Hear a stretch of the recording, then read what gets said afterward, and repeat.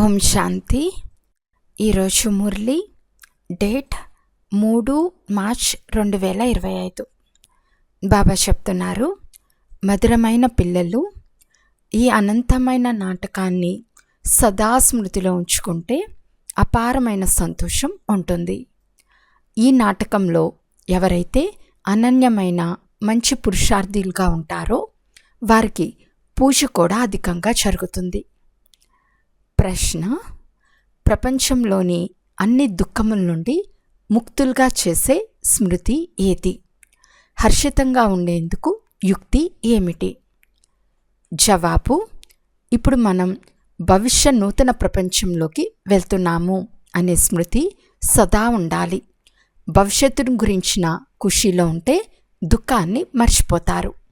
ఈ విఘ్నాల ప్రపంచంలో విఘ్నాలు రానే వస్తాయి, కానీ ఈ ప్రపంచంలో ఇక కొద్ది రోజులు మాత్రమే ఉంటాము అనే స్మృతి ఉంటే హర్షితంగా ఉంటారు.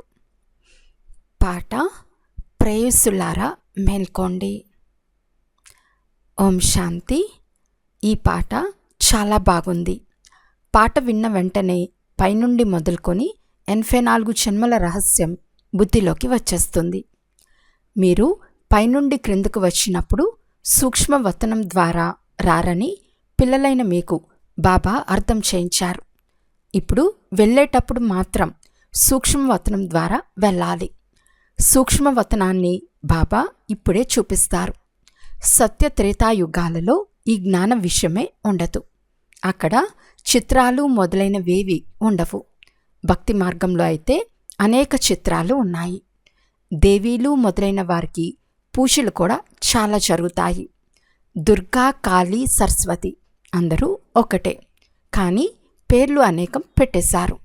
ఎవరైతే మంచి పురుషార్థం చేస్తారో, అనన్యమైన పిల్లలుగా ఎవరైతే ఉంటారో వారికి పూజలు కూడా ఎక్కువగానే జరుగుతాయి. మనమే పూజల నుండి పూజారులుగా అయి బాబా పూజను మరియు స్వయం మన పూజను చేస్తామని మీకు తెలుసు. ఈ బాబా కూడా నారాయణుని పూజించేవారు కదా. ఇది అద్భుతమైన ఆట. నాటకం చూస్తే సంతోషం ఎలా కలుగుతుందో అలాగే ఇది కూడా అనంతమైన నాటకము. దీనిని గురించి ఎవరికీ తెలియదు. ఇప్పుడు మీ బుద్ధిలో మొత్తం డ్రామా రహస్యం అంతా ఉంది. ఈ ప్రపంచంలో ఎంత అపారమైన దుఃఖం ఉంది. ఇప్పుడు కొంత సమయం మాత్రమే మిగిలి ఉందని, మనం నూతన ప్రపంచంలోకి వెళ్తున్నామని మీకు తెలుసు. భవిష్య ఖుషీ బుద్ధిలో ఉంటే అది ఈ దుఃఖంను దూరం చేస్తుంది. బాబా చాలా విఘ్నాలు వస్తున్నాయి, నష్టపోతున్నాము అని రాస్తారు. తండ్రి అంటున్నారు, ఎన్ని విఘ్నాలు వచ్చినా ఈరోజు లక్షాధికారిగా ఉండి రేపు భిక్షాధికారిగా అయినా మీరు భవిష్య ఖుషీలో ఉండాలి కదా. ఇది రావణుని అసురి ప్రపంచం.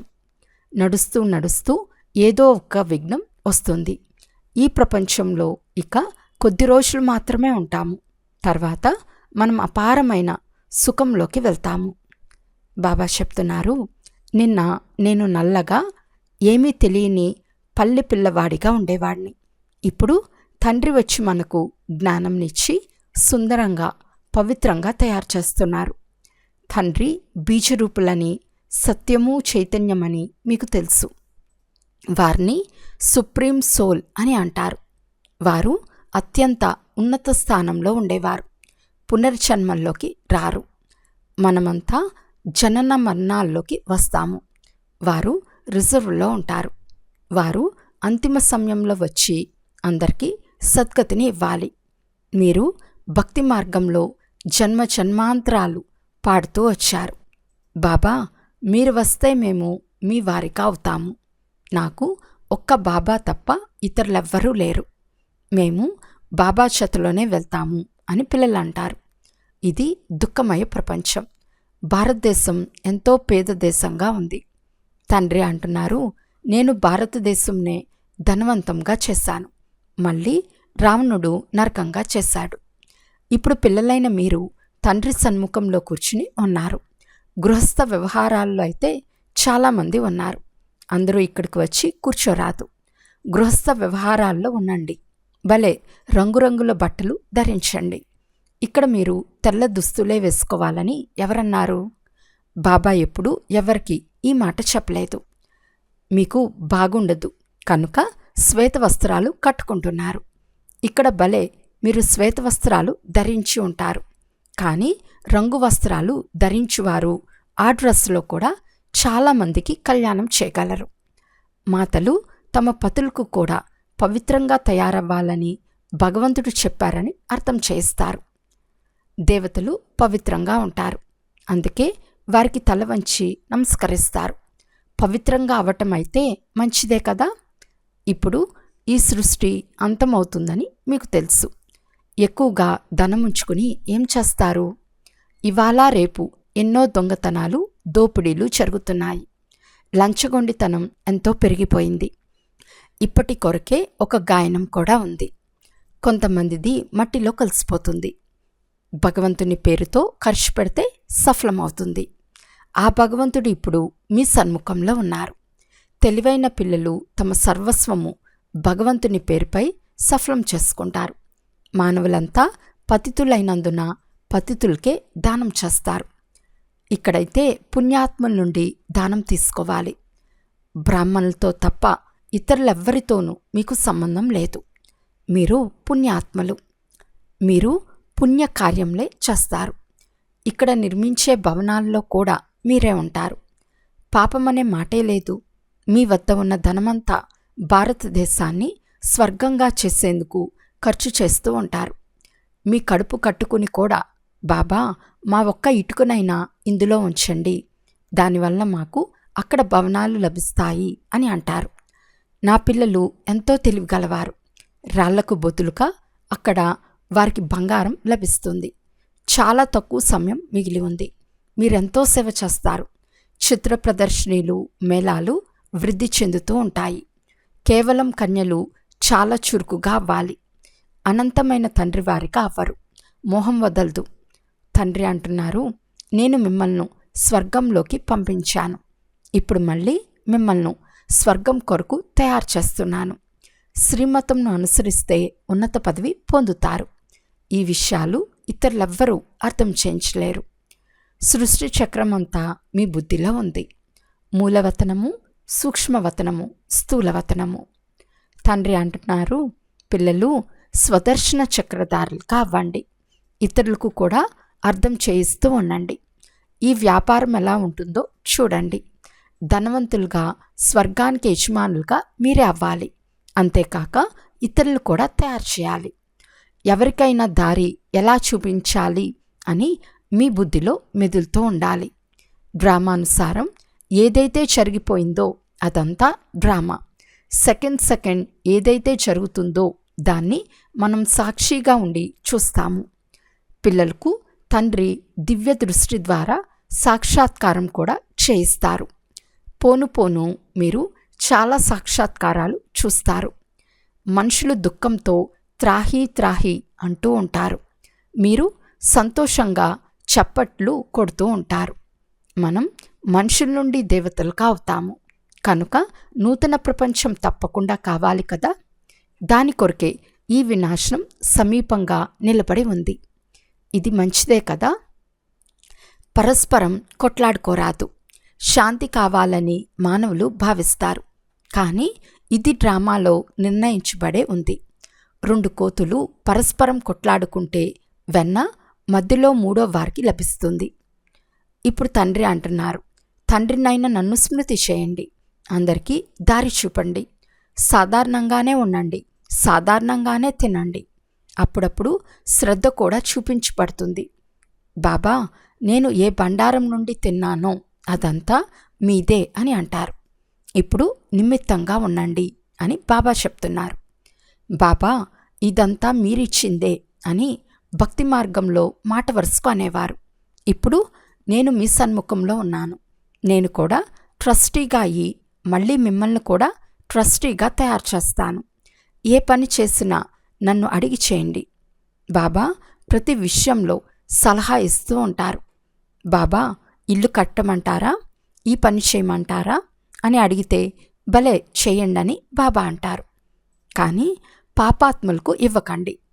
కుమార్తె జ్ఞానంలో నడవకుండా వివాహం చేసుకోవాలి అనుకుంటే ఏం చేయగలరు? నీవు ఎందుకు అపవిత్రంగా అవుతావు అని తండ్రులు చెప్పండి. కానీ అదృష్టంలో లేకుంటే పతితమైపోతారు. అనేక రకాల కేసులు కూడా జరుగుతూ ఉంటాయి. పవిత్రంగా ఉంటున్న మాయ చెంపదెబ్బ తగులుతూనే చెడిపోతారు. మాయ చాలా ప్రబలమైనది. పవిత్రంగా ఉన్నవారు కూడా కామానికి వశమవుతారు. ఆ తర్వాత డ్రామాలో అలా ఉండినదని అంటారు. ఈ క్షణం వరకు ఏమేం జరిగిందో అది కల్పకృతం కూడా జరిగింది, కొత్తదేమీ కాదు. మంచి పనులు చేయటంలో విఘ్నాలు వేస్తారు. ఇది కొత్త విషయమేమీ కాదు. మనము మన తనువు, మనసు, ధనముల ద్వారా భారతదేశంను తప్పకుండా స్వర్గంగా తయారు చేయాలి. సర్వస్వము తండ్రికి స్వాహా చేసేస్తారు. మనము శ్రీమతంను అనుసరిస్తూ ఈ భారతదేశానికి ఆత్మీక సేవ చేస్తున్నాము అని పిల్లలైన మీకు తెలుసు. మనం మళ్ళీ మన రాజ్య స్థాపన చేస్తున్నామని మీ బుద్ధిలో ఉంది. తండ్రి చెప్తున్నారు, ఇది ఆత్మీక ఆసుపత్రియే కాక విశ్వవిద్యాలయం కూడా. 3 అడుగుల జాగాలో తెరవండి. దీనివల్ల మనుషులు సదా ఆరోగ్యవంతంగా, సంపన్నంగా అవుతారు. 3 అడుగుల భూమి కూడా ఎవ్వరు ఇవ్వరు. బీకేలు ఇంద్రజాలం చేస్తారని, సోదరులుగా చేస్తారని అంటారు. డ్రామాలో మీ కొరకు చాలా మంచి యుక్తి రచింపబడి ఉంది. సోదరులు చెడు దృష్టిని ఉంచుకోలేరు. ఈ రోజుల్లో ప్రపంచంలో చెప్పలేనంత మురికి, అపవిత్రత ఉంది. అందువలన తండ్రి ఎలా జాలిపడుతున్నారో అలా పిల్లలైన మీరు కూడా జాలిపడాలి. తండ్రి ఎలా నరకాన్ని స్వర్గంగా తయారు చేస్తున్నారో అలా దయాహృదయం గల పిల్లలైన మీరు తండ్రికి సహాయకారులు కావాలి. మీ వద్ద ధనముంటే ఆసుపత్రి కమ్ విశ్వవిద్యాలయాన్ని తెరుస్తూ వెళ్ళండి. ఇందులో ఎక్కువ ఖర్చు మాటేమీ లేదు. కేవలం చిత్రాలు ఉంచండి. కల్పకృతం ఎవరైతే జ్ఞానం తీసుకుని ఉంటారో వారి బుద్ధికి వేయబడిన తాళం తెరవబడుతూ ఉంటుంది. వారు వస్తూ ఉంటారు. దూరం నుండి ఎంతోమంది పిల్లలు చదువుకునేందుకు వస్తారు.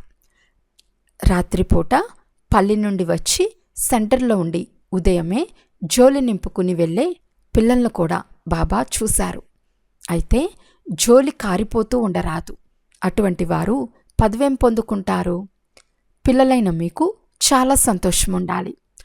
బేహద్ తండ్రి మనల్ని బేహద్ వారసత్వం నిచ్చేందుకు చదివిస్తున్నారు.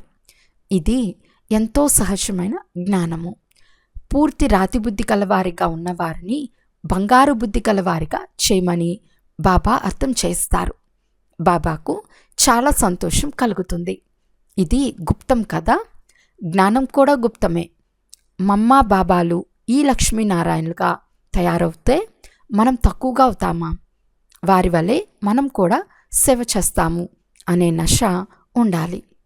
మనం యోగబలం ద్వారా మన రాజధానిని స్థాపన చేస్తున్నాము. ఇప్పుడు మనం స్వర్గానికి యజమానులుగా అవుతాము. అక్కడ ఈ జ్ఞానం ఉండదు. ఈ జ్ఞానం కేవలం ఇప్పటి కొరకే.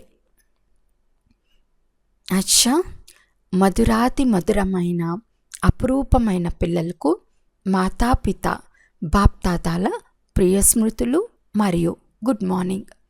ఆత్మిక పిల్లలకు ఆత్మిక తండ్రి నమస్తే. ఆత్మిక ధారణ కొరకు ముఖ్య సారము. ఫస్ట్ పాయింట్, తెలివిగలవారిగా అయి మీ సర్వస్వము భగవంతుని పేరుపై సఫలం చేయాలి. పతితులకు దానం చేయరాదు. బ్రాహ్మణులతో తప్ప ఇతరులెవ్వరితోనూ సంబంధం ఉంచుకోరాదు. సెకండ్ పాయింట్, బుద్ధి అనే చోలుకు జ్ఞానం కారిపోయే రంధ్రం ఏది ఉండరాదు. అనంతమైన తండ్రి అనంతమైన వారసత్వం ఇచ్చేందుకు చదివిస్తున్నారనే గుప్త ఖుషీలో ఉండాలి. తండ్రి సమానం దయాహృదయులు కావాలి. వరదానము, సంపన్నత ద్వారా సంతుష్టతను అనుభవం చేసే సదా హర్షిత విజయీ భవ. ఎవరైతే సర్వకషాణాలతో సంపన్నంగా ఉంటారో వారే సదా సంతుష్టంగా ఉంటారు. సంతుష్టత అంటే సంపన్నత. ఎలాగైతే తండ్రి సంపన్నంగా ఉన్నందున వారి మహిమలో సాగరము అనే శబ్దాన్ని ఉపయోగిస్తారో, అలా పిల్లలైన మీరు కూడా మాస్టర్ సాగరులుగా అనగా సంపన్నంగా అయితే సదా సంతోషంగా నాట్యం చేస్తూ ఉంటారు. లోపల సంతోషం తప్ప ఇతరదేది రాచాలదు. స్వయం సంపన్నంగా అయినందున ఎవ్వరితోనూ విసుగు చెందరు. ఏ విధమైన చిక్కులు లేక విఘ్నాలు వచ్చినా అది ఒక ఆటగా అనుభవం అవుతుంది. సమస్య మనోరంజనానికి ఒక సాధనంగా అయిపోతుంది. నిశ్చయబుద్ధి గలవారిగా ఉన్నందున సదా హర్షితంగా విజయిగా ఉంటారు. స్లోగన్: నాజూక్ పరిస్థితుల్లో భయపడకండి, వాటి నుండి పాఠం చదువుకొని స్వయాన్ని పరిపక్వంగా చేసుకోండి. ఈరోజు మాతేశ్వరి గారి అమూల్యమైన మహావాక్యాలు విందాము. పరమాత్మ తండ్రి, టీచర్, గురువు రూపంలో రకరకాల సంబంధాల వారసత్వంను ఇస్తారు. పరమాత్మ 3 రూపాలను ధరించి వారసత్వంను ఇస్తారు. వారు మనకు తండ్రే కాక టీచర్ కూడా మరియు గురువు కూడా అయ్యారు. ఇప్పుడు తండ్రి జతలో తండ్రి సంబంధము, టీచర్ జతలో టీచర్ సంబంధము, గురువు జతలో గురువు సంబంధం ఉంది. ఒకవేళ తండ్రి నుండి విడాకులు తీసుకున్నారు అంటే వారసత్వం ఎలా లభిస్తుంది? పాస్ అయిన తర్వాత ఎప్పుడైతే టీచర్ ద్వారా సర్టిఫికెట్ తీసుకుంటారో అప్పుడు టీచర్ తోడు లభిస్తుంది. ఒకవేళ తండ్రికి నమ్మకస్తులుగా విధేయమైన ఆజ్ఞాకారి పుత్రులుగా అయి వారి ఆదేశానుసారం నడవకుంటే భవిష్య ప్రాలబ్ధం తయారవ్వదు. అప్పుడు పూర్తి సద్గతిని కూడా ప్రాప్తి చేసుకోలేరు. తండ్రి నుండి పవిత్రతా వారసత్వాన్ని కూడా తీసుకోలేరు. పరమాత్ముని ప్రతిజ్ఞ ఏమంటే, ఒకవేళ మీరు తీవ్ర పురుషార్థం చేస్తే మీకు 100 రెట్లు లాభంనిస్తాను. కేవలం చెప్పటం వరకే కాక వారితో లోతైన సంబంధం కూడా ఉండాలి. అర్జునికి కూడా అందరినీ హతమార్చు, నిరంతరం నన్ను స్మృతి చేయమని ఆజ్ఞ లభించింది. పరమాత్ముడు సమర్థుడు, సర్వశక్తివంతుడు. అతడు తన ప్రతిజ్ఞను తప్పకుండా నిభాయిస్తాడు. కానీ పిల్లలు కూడా ఎప్పుడైతే తండ్రితో తోడు నిభాయిస్తారో, ఎప్పుడైతే అందరి బుద్ధి యోగం తెంచి ఒక్క పరమాత్మతో జోడిస్తారో అప్పుడే వారి నుండి సంపూర్ణ వారసత్వం లభిస్తుంది. ఈరోజు అవ్యక్త సూచన: సత్యత మరియు సభ్యతారూపీ కల్చర్ను సొంతం చేసుకోండి. ఆవేశంలోకి వచ్చి ఎవరైనా సత్యాన్ని రుజువు చేస్తే తప్పకుండా అందులో ఎంతో కొంత అసత్యత ఇమిడి ఉంటుంది. చాలామంది పిల్లలు నేను పూర్తి సత్యమే చెప్తాను, 100% సత్యమే చెప్తాను అని మాట్లాడతారు. కానీ సత్యాన్ని రుజువు చేయాల్సిన ఆవశ్యకత లేదు. సత్యము దాగి ఉండని సూర్యుని వంటిది. ఎవరు ఎన్ని అడ్డుగోడలు ముందుకు తెచ్చినా సత్యత యొక్క ప్రకాశం దాగి ఉండదు. సభ్యతాపూర్వకమైన మాట, సభ్యతాపూర్వకమైన నడవడిక, ఇందులోనే సఫలత ఉంటుంది. అచ్చా, ఓం శాంతి.